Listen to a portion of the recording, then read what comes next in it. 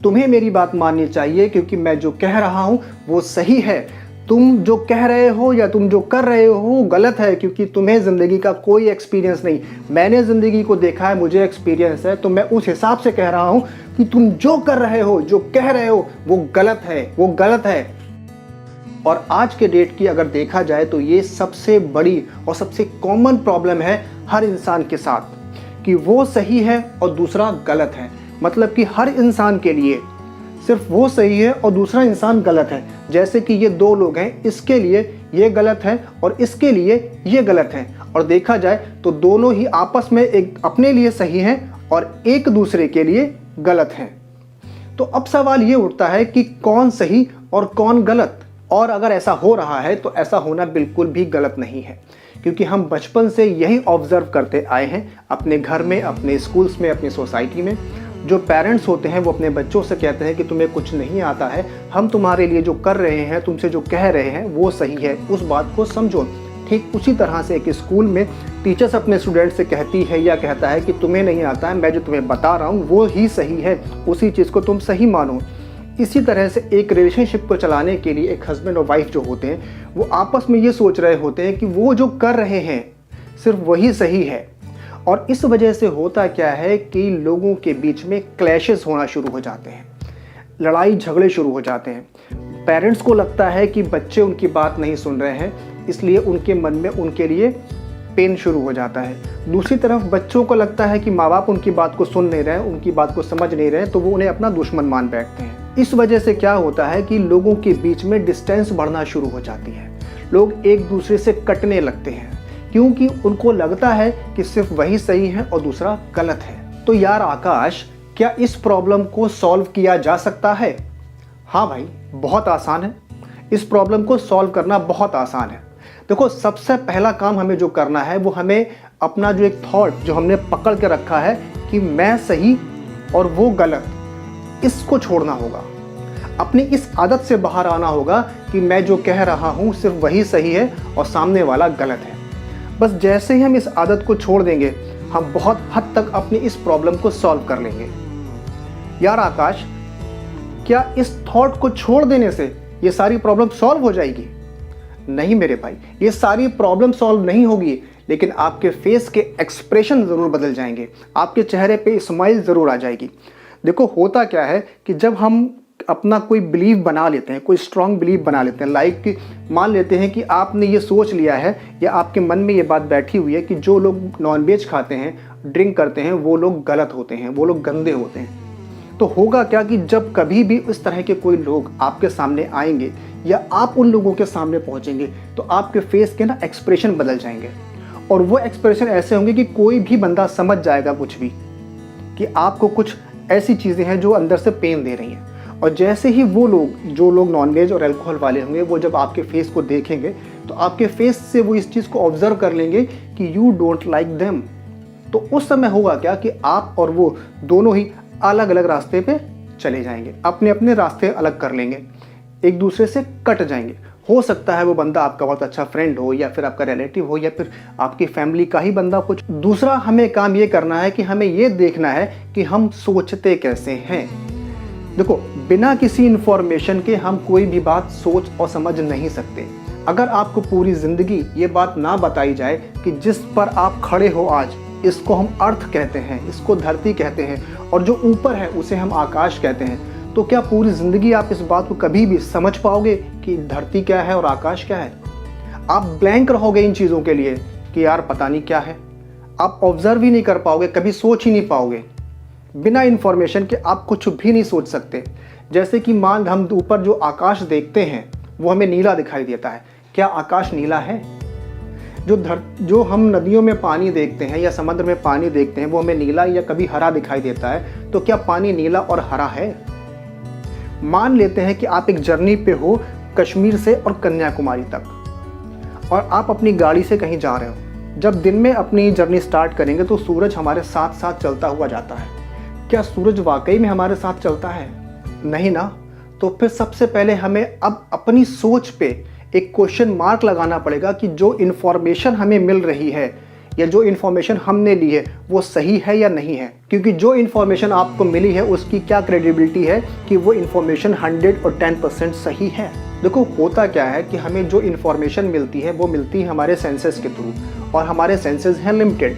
तो हम जिस चीज़ को जितना देखते हैं वो उस इन्फॉर्मेशन का, उस नॉलेज का एक बहुत छोटा सा पार्टिकल होता है, एक बहुत छोटा सा अंश होता है। जैसे कि अगर हम देखें ऊपर आकाश को आंखें खोल के, तो पूरा आकाश क्या हम एक बार में देख सकते हैं? नहीं, हम बहुत छोटा सा हिस्सा देखते हैं। जैसे कि अगर मैं आपसे पूछूं कि व्हाट इज़ लव, तो आप कहोगे कि ना मुझे लव के बारे में सब कुछ पता है। अच्छा भैया सब कुछ पता है तो चलो ठीक है, एक काम करते हैं, गूगल पे टाइप करते हैं व्हाट इज़ लव। आप देखो कि हज़ारों की साइट्स वहाँ पर आ जाएंगी। क्या आपने हर साइट को खोल के पढ़ा हुआ है? नहीं। और जबकि हर साइट में कुछ ना कुछ अलग लिखा हुआ होगा। आप यूट्यूब पे सर्च करो, हज़ारों वीडियोस आ जाएंगे और हर वीडियो में कुछ ना कुछ अलग होगा लव के बारे में। हज़ारों बुक्स ऐसी लिखी होंगी जो लव के ऊपर होंगी कि आपने सारी पढ़ी हैं। हज़ारों लोग होंगे, लाखों लोग ऐसे होंगे जिन्होंने लव की डेफिनेशंस को बहुत अलग तरीके से कहा होगा। क्या आप उस सब के बारे में जानते हैं? आपने उन सबको सुना है? नहीं ना। तो इसका मतलब ये है कि हमारे पास जो इन्फॉर्मेशन है वो बहुत ही लिमिटेड है, या कहा जाए कि इनकरेक्ट है। और जैसे ही आप इस बात को समझ लेते हो कि आपकी जो इन्फॉर्मेशन है लिमिटेड है, तो आप बहुत ही रिलैक्स हो जाते हो। आपके माइंड से ये मैं वाला शब्द जो होता है ना वो हट जाता है। अब आप किसी से अगर बात करोगे तो आप ये कहोगे कि मैं जैसा कह रहा हूँ शायद ऐसा हो सकता है, या फिर शायद ऐसा ना भी हो। मतलब कि शायद ऐसा हो और शायद ऐसा ना भी हो। तो उस मोमेंट में क्या होता है कि आप बहुत ही हम्बल हो जाते हो, बहुत रिलैक्स हो जाते हो, क्योंकि आप किसी भी चीज़ के ऊपर अपना दावा नहीं ठोक रहे होते कि ये चीज़ जो मैंने कही है या जो काम मैंने किया है ये ही सही है।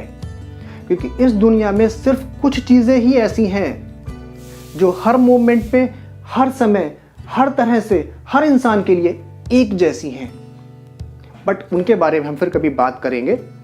और जब आप हम्बल हो जाओगे, अब आपसे कोई बात कहने आएगा या आप किसी से कोई बात कहोगे, तो आप अपनी बात को एज ए ओपिनियन रखोगे वहाँ पे, ना कि अपनी बात को एज ए ऑर्डर उसके ऊपर चिपका दोगे।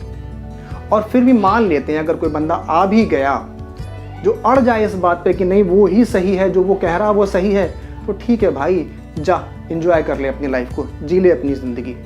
क्योंकि अब आप ये बात समझ चुके हैं कि जो इन्फॉर्मेशन आपके पास है वो लिमिटेड है, प्लस जो उसके पास है वो भी लिमिटेड है।